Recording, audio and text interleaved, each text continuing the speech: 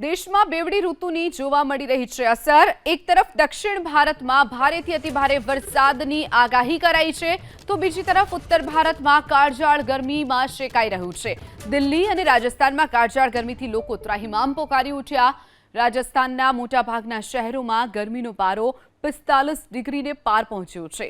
શ્રીગંગાનગરમાં સૌથી વધુ 47.4 ડિગ્રી તાપમાન નોંધાયું। बीकानेर में 46 डिग्री, बाड़मेर में 45.9 डिग्री, चूरू में 45.6 डिग्री, जैसलमेर में 45.5 डिग्री गर्मी नोंधाई है।